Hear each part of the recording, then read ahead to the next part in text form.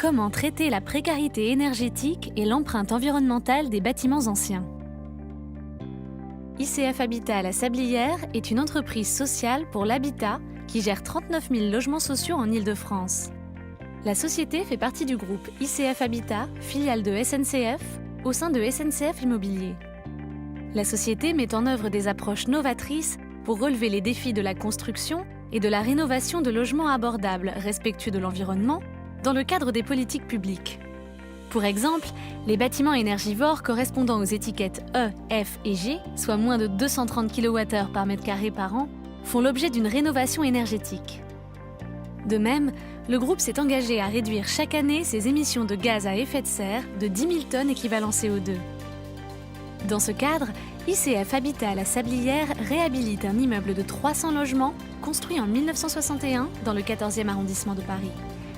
Il est choisi comme projet pilote pour l'installation d'un système de production d'eau chaude sanitaire innovant.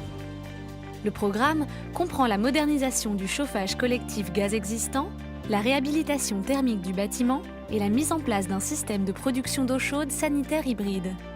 Ce projet est né de la rencontre de deux impératifs. Rendre la production de chauffage et d'eau chaude sanitaire plus respectueux de l'environnement, tout en luttant contre la précarité énergétique malgré une hausse constante du coût de l'énergie.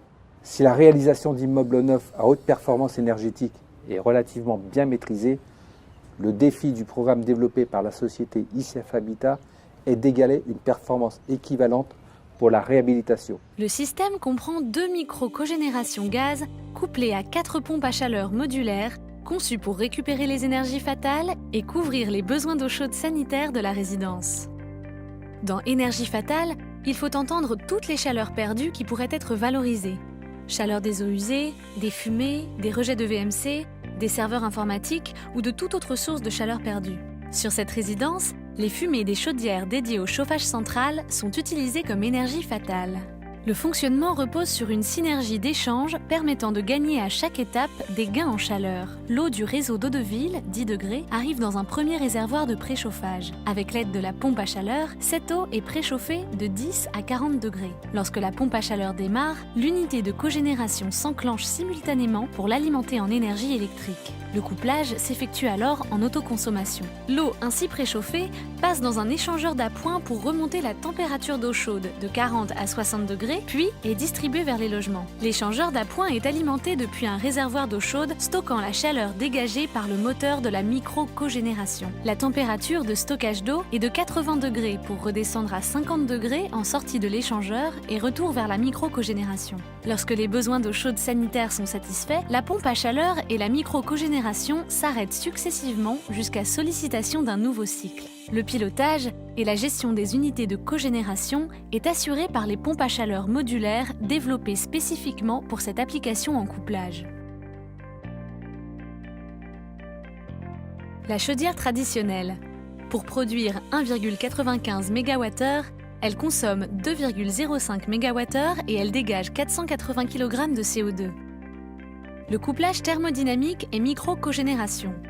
Pour produire 1,95 MWh, le générateur consomme moins de 1 MWh et dégage moins de 234 kg de CO2. Conclusion, les gains se font à 3 niveaux. Réduction de 50% du coût d'eau chaude sanitaire, division par 2 des consommations énergétiques et des émissions de gaz à effet de serre, introduction de plus de 50% d'énergie renouvelable. La modernisation du système de chauffage et les travaux sur le bâtiment permettent d'économiser 30% de charges, soit 105 € par an et par logement, pour un investissement de 3 800 000 €, soit 12 660 € par logement. Eau chaude.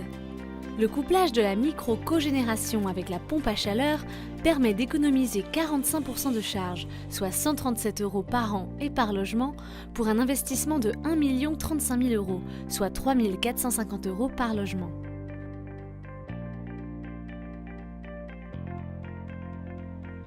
Le système proposé pour cette opération est reproductible sur la plupart des bâtiments à partir du moment où il existe une installation de VMC, une chaufferie avec des fumées, du data center ou toute source d'énergie perdue.